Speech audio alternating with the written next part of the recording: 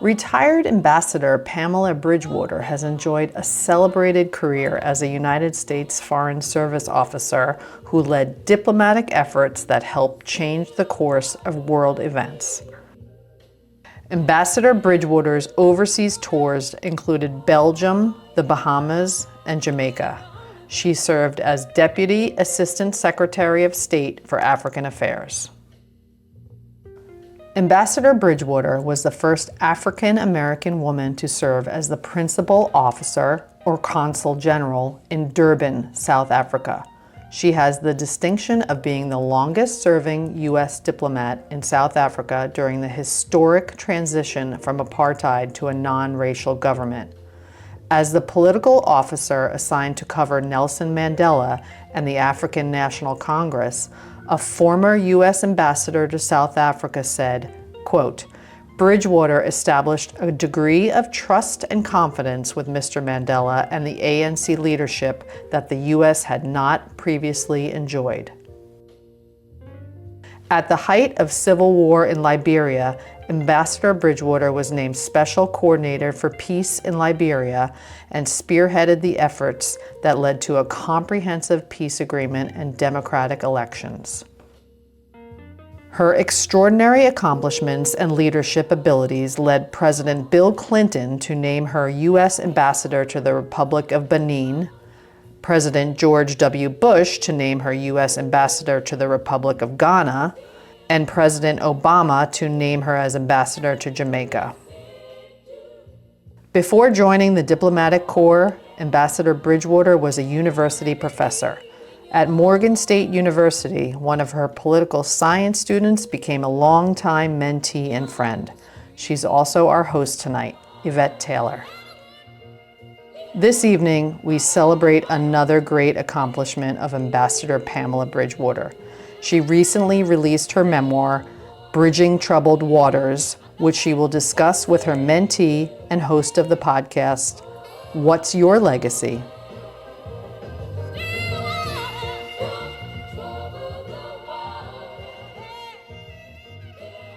So thank you, Pamela Bridgewater, for being here this evening, Retired Ambassador. From your early years, you have led a very full and bountiful life, despite growing up in the segregated South. Where were you born? And tell us a little bit about your educational background. Well, thank you so much, Yvette. Firstly, may I congratulate you on 21 amazing years in the legal profession and providing the services that you have been providing, which have been invaluable to your clients, their friends, and their families. So congratulations to you, Yvette. Thank you. I was born in Fredericksburg, Virginia, at the time of the segregated period.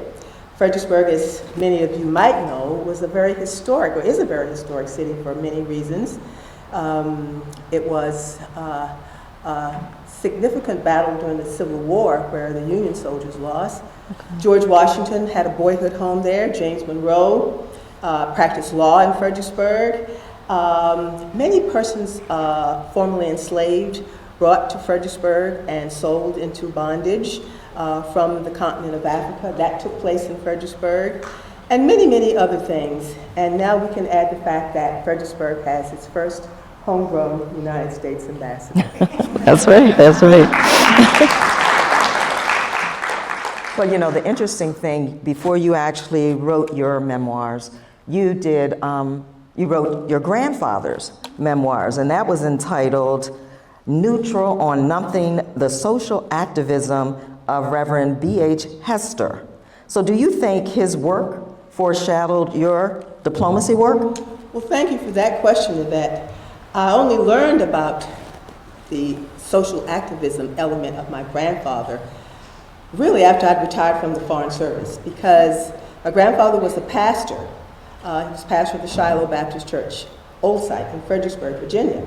He baptized me at the age of 8, and I would see him preparing very diligently his sermons, or he called them his subjects. And I observed many things about my grandfather. In retrospect, he was punctual, he was passionate about what he did, And he was also a very balanced individual. What I didn't know, but learned because my mother was a pack rat, God rest her soul.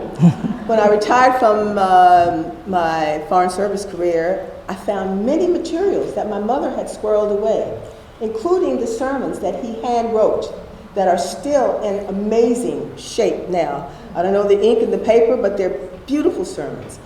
I also learned that he started a night school to teach formerly enslaved people how to vote back then, in the period of Jim Crow, when there was a poll tax. My grandfather also edited a newsletter, and the newsletter was the Shiloh Herald. And the motto of the newsletter was, for all things uplifting and beneficial, against all things hurtful and detrimental, neutral on nothing. So when I look back now and read all the things that he had written about, letters to the editor protesting the way black people had been treated and all kinds of things, and finding solutions and ways ahead in very difficult circumstances, I'm certain in retrospect that had an impact on my life. Well, definitely. I mean, from what you're saying and growing up in that environment, now when I think about the things that you've done in the Foreign Service, and writing and all of those kinds of things, and that's what he was doing. And you observed that as a child, and we often say, young people, children are like sponges, and you were absorbing all of that. So what actually led you to work in diplomacy? Well, I was teaching at Morgan State University. Yes, my alma mater. Where I met Yvette, and another one of my students is here. And he's raising his hand back there. Let's hear it from Morgan State University. Marlon Thomas. And I was the first female on the faculty at Morgan State. So a lot of firsts in my life, believe it or not. And I was enjoying very much exposing these brilliant young minds to a different sphere, to the international sphere, because so many of us in our country are insular in our thinking. We don't really know that there is a big, wide, wonderful world apart from where we are in the United States. So I wanted to expose the students to that. And I was enjoying opening their minds and their passions about something other than themselves. And, well, that's just true. That's the way young people are. And maybe some old people too. But nonetheless, I had a mutual friend who worked at the Department of State. His name was Ambassador John Burroughs. And apparently John saw something in me, and he began encouraging me to think about the Foreign Service, which is the normal vehicle for people to enter the U.S. diplomatic corps. I said, well, John, I don't think that's for me.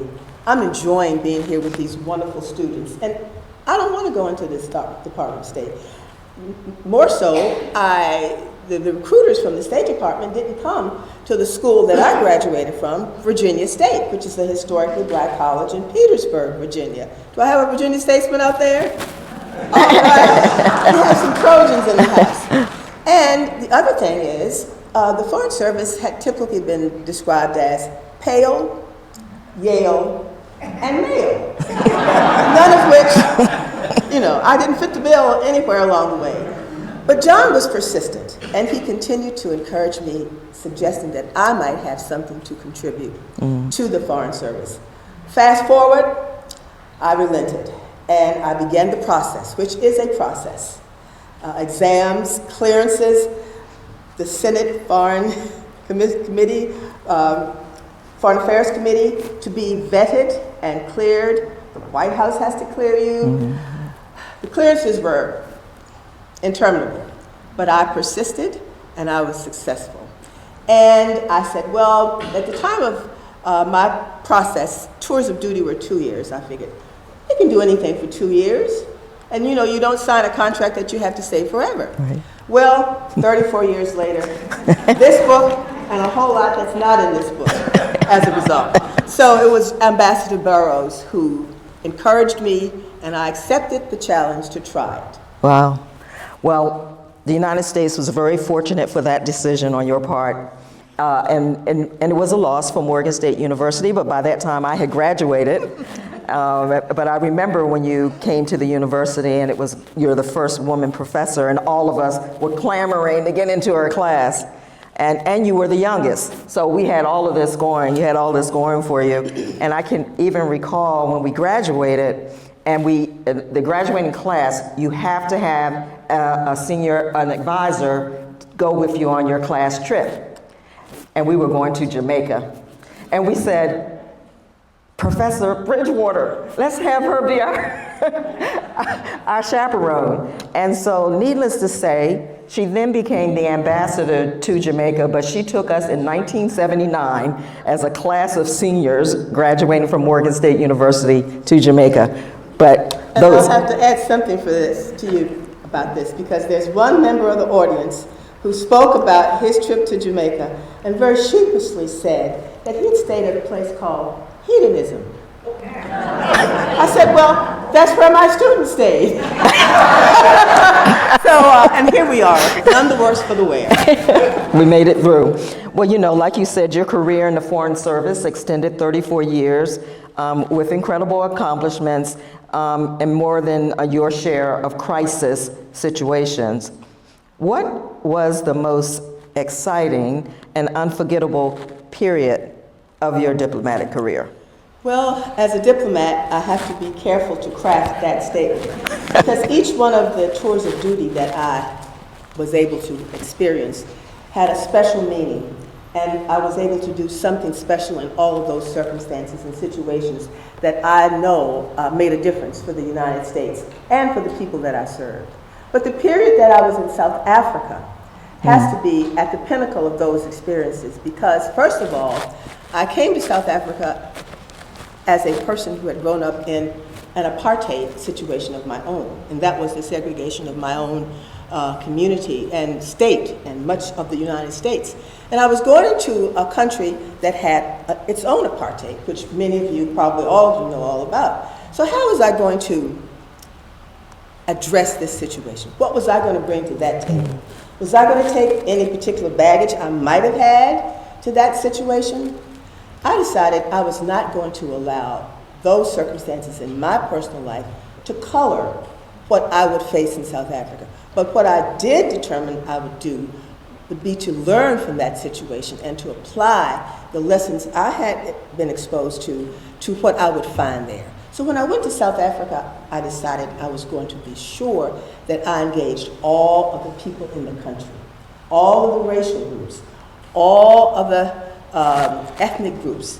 And that way I became a very honest broker that people trusted, because building trust is so important in not only diplomatic relations, but in human relations, in familial relations, in everything that we do in life. We must establish trust, and we must maintain trust. And of course, there were tricky moments. We didn't know how that situation was going to turn out, because there were many areas of the country where violence was prevalent. And so it was really, really difficult periods, but the United States, played a very important role along with other partners in brokering peace and working with all the parties.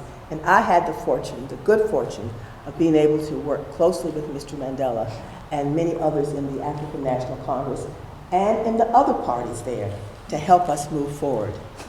Well, you know, I know you mentioned in your book taking on this assignment, and you shared how you were processing it, and you had mentioned in your book your mother, who said, "Are you out of your mind?" She's like, "You're going to South Africa." And you even mentioned in the book, and I had to recall that I said something to you, because remember, you were our professor and you taught contemporary Africa. That was the course that I was taking.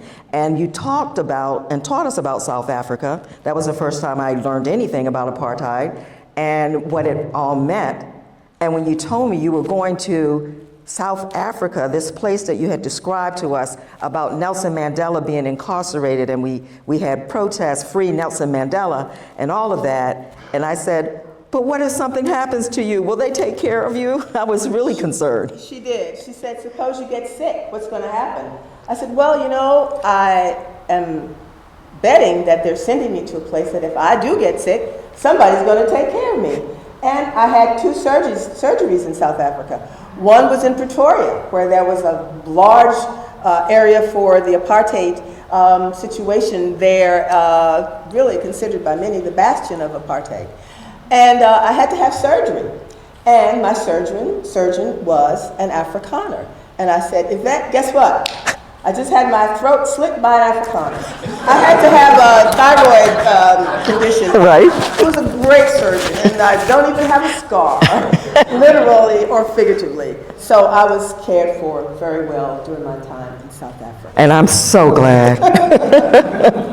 Well, tell us what it was like, actually, because you were there leading up to and preparing for the first multi-party democratic election in South Africa history, and then what it was like with the historic result of Nelson Mandela becoming the first president under that system. Well, that's a great question, because at the time of the transition, the eyes of the world were on South Africa.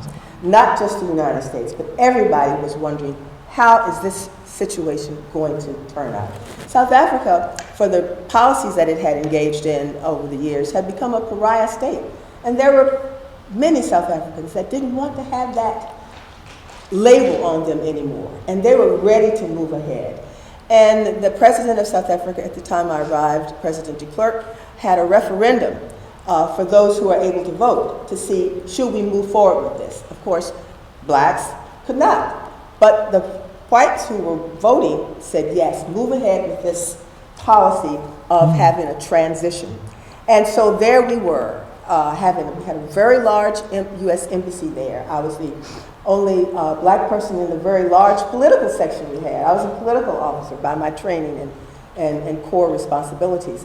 And so we worked diligently with all the parties. And it wasn't smooth sailing all along, because you can imagine, even in a household, when there are differences of opinion as to how something should happen, you have to have trade-offs. There are trade-offs in life. We all have to engage in them. But we pressed forward, and we got to the place where a new constitutional framework was agreed to. There was a formula that included the fact that the parliament should have a very high percentage of women because of the population numbers.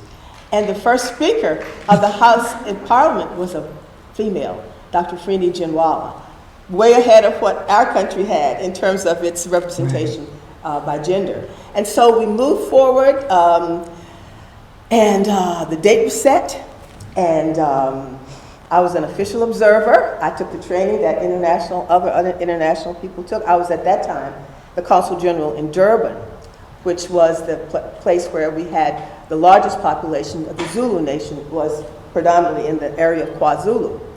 And so on election day, I was given the great honor of being invited to witness Mr. Mandela arriving to cast his ballot. I got up at 4 o'clock in the morning. I had my personal trainer come to my house. I did a little workout because I knew after the elections I was going to have to go observe. So I got to the polling station, and I took my housekeeper, a South African. This was her country. I thought, if anybody should see this, she should do it. So I took her along with me, and she was so excited. And all these big cameras from all over the world were there. Mr. Mandela's car drove up. I had a great vantage point. I had my little camera, not a phone, but a real camera. And I was so excited, I nearly forgot to push the button, but I did. So one of the pictures you'll see in this book, it's courtesy of Pamela Bridgewater. It's when I took that picture on the election day that Mr. Mandela showed up to vote.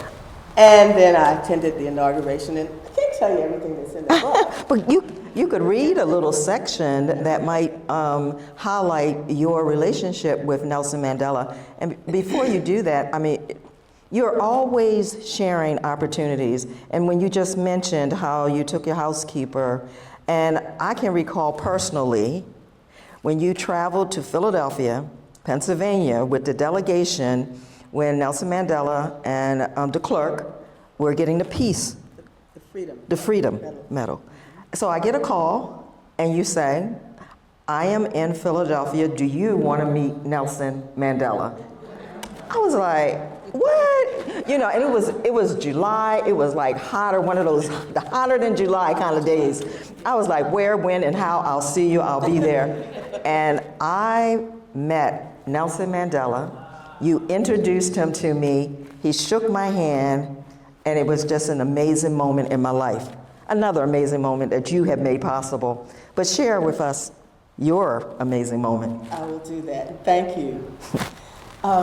This is at the end of my 6-year tour in South Africa. Tours of duty are normally 3 years, but I had become such a fixture that I had 3 different ambassadors over the course of those 6 years.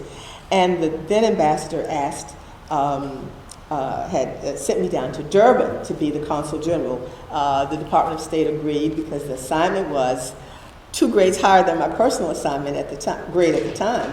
But Washington said, no, we know we need her there in Durban, which was the most violent province at the time. But, you know, you have a tough job when you do, pardon me, gentlemen, but you send a woman to do it. Okay, let's go to this.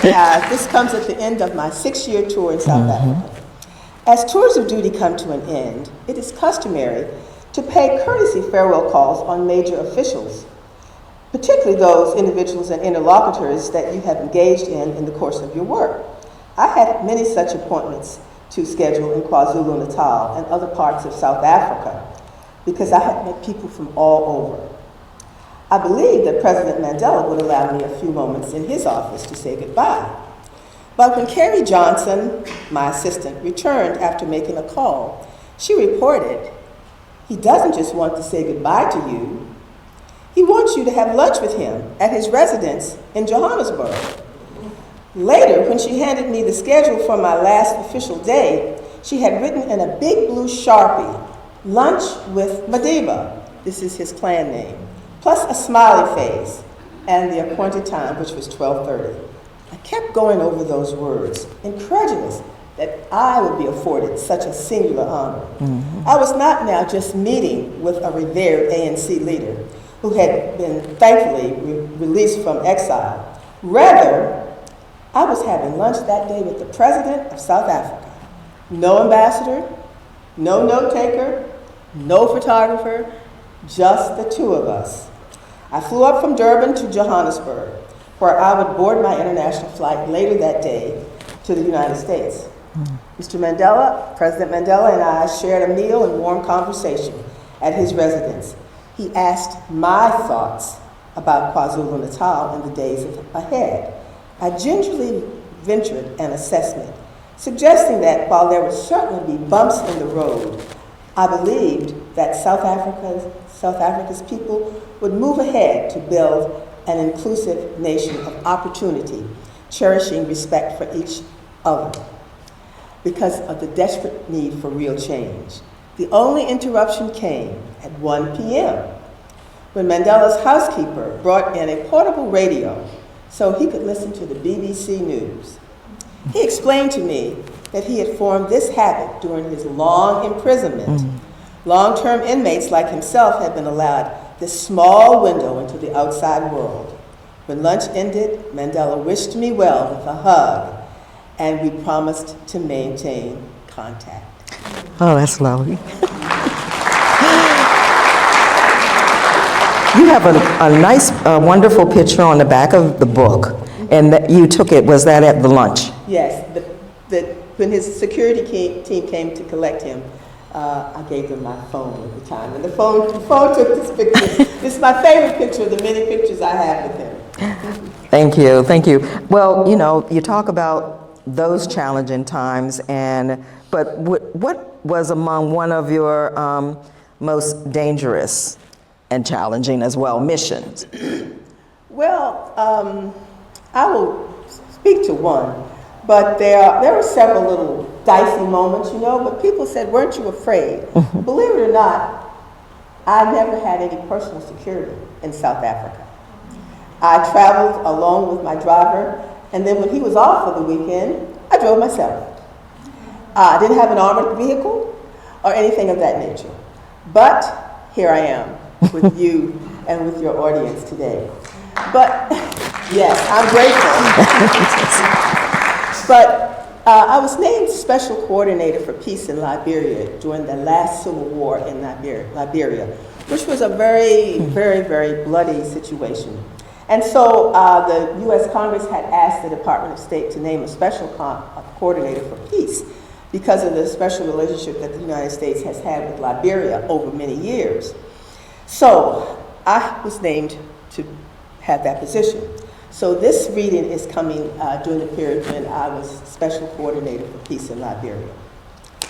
As Special Coordinator for Peace in Liberia, I would need to fly immediately to Conakry, Guinea.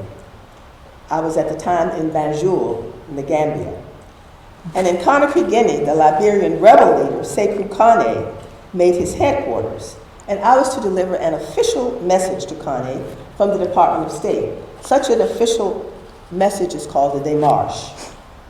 To get to Conakry from Banjul, the Gambia, I had to fly to Brussels, then wait there for a connecting flight to Conakry.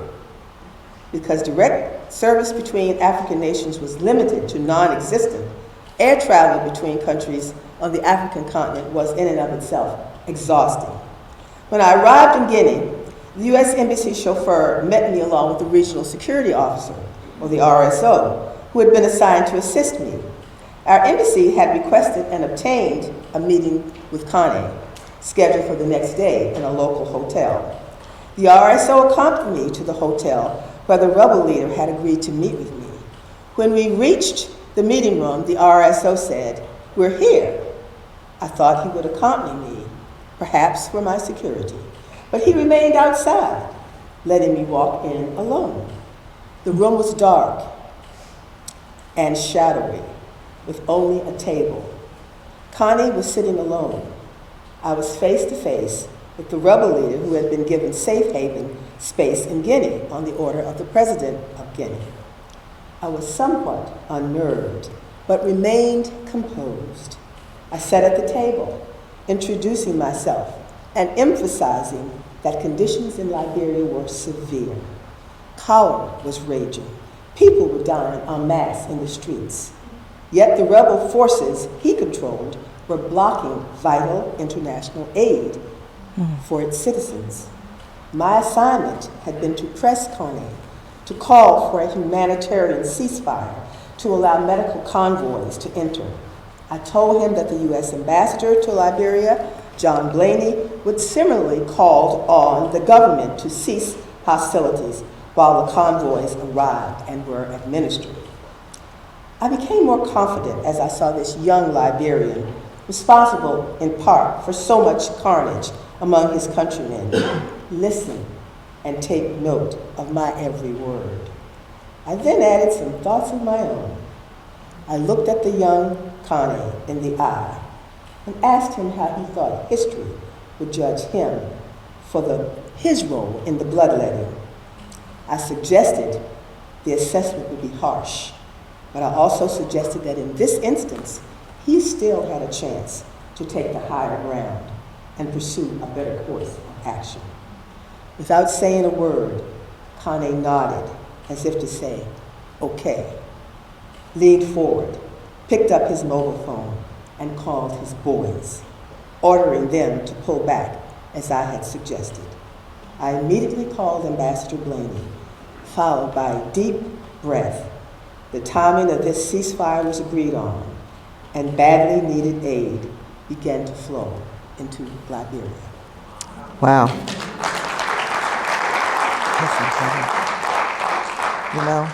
That's simply incredible when I think about all the things and all the times when you talk about your memoirs, bridging troubled waters. That's what you've been known for and that you've been doing.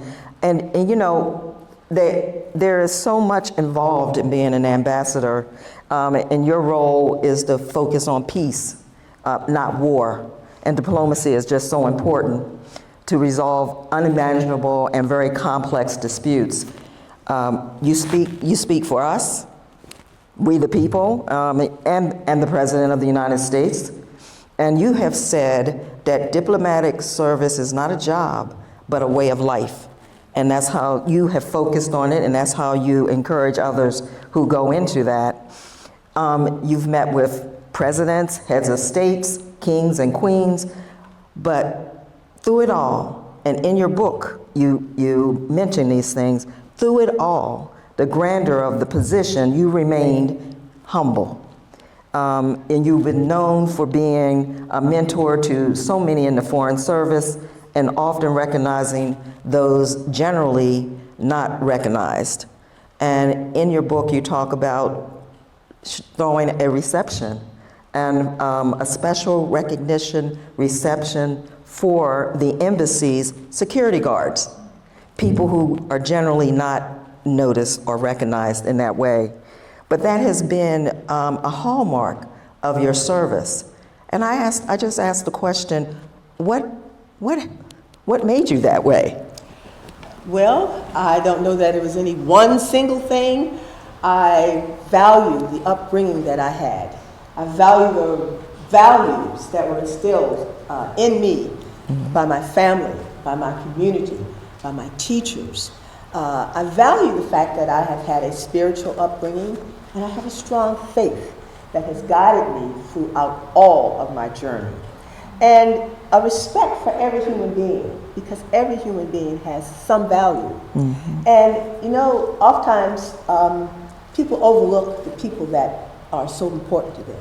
The security guards, the local people in the communities and in the countries that we serve, those are our first line for people coming into our embassies. These are young people who are making minimum wages, but yet, if something were to happen, they would be the first ones that would be facing it before they even get into the embassy compound.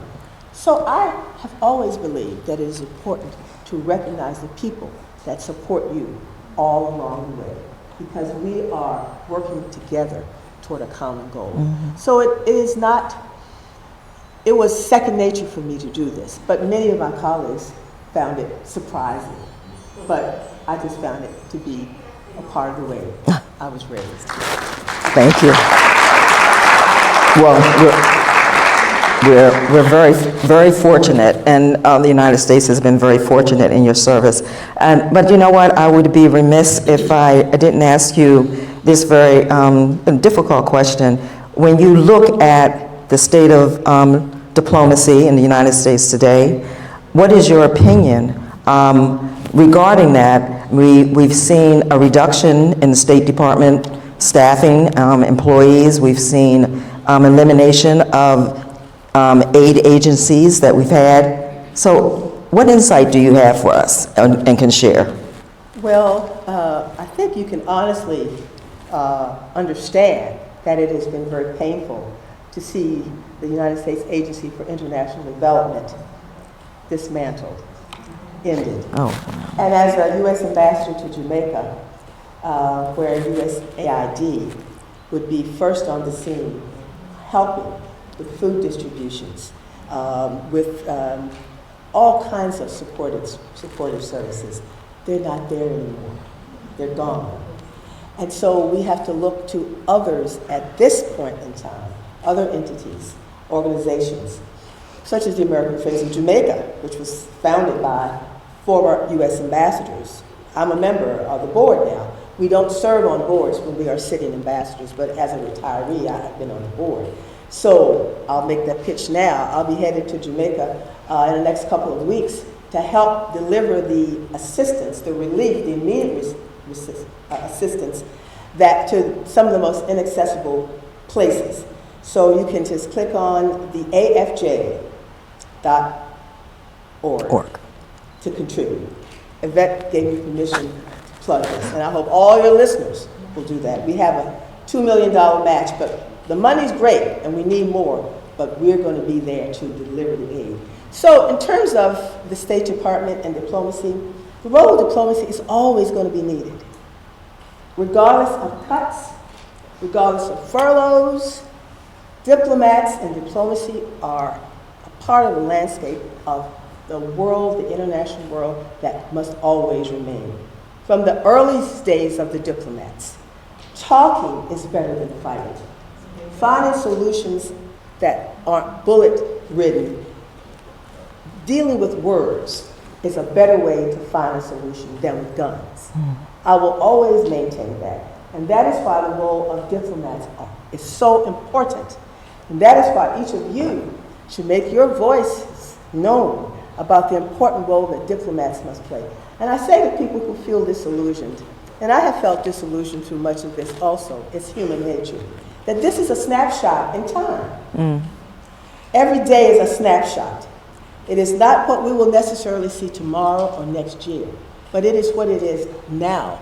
And if we want things to find, if we want to find solutions, different solutions, better solutions, that's for us to do. So I would like to leave that with all of you as we talk about the different things that are happening in our world today, not just in our country, but in our world today. Look at us, look at people. And I agree 100% with you, and remembering that, you know, as my professor, I was a political science major, so of course politics and voting and getting involved is a number one way for us to impact a change. And we said it a lot on Tuesday, in my opinion, and elected very wonderful people, in my opinion. And so we will continue to do that and urge people to vote. But I do want to say on your statement with what has happened in Jamaica and the critical nature of the storm damage or the hurricane damage that has occurred there, and we are generally a country that's there to help. And fortunately for your organization, American Friends of Jamaica, AFJ.org, they are doing something to help the people of Jamaica at this very, very critical time. And let me just end, you know, the last question I always ask my guests on what's your legacy is, what is it that you want your legacy to be? Well, Yvette, I don't know that it's what I want my legacy to be. It will be what my legacy is to those who I have come in contact with, to the people I have interacted with, to the organizations and entities that I have had an opportunity and the honor of engaging. I would hope that they would see my work and my engagement as that of an individual who has been committed, who has been compassionate, and who has been community-oriented along the way, and who has done the work with passion, with pride, and with pleasure. Thank you. Thank you so much for being.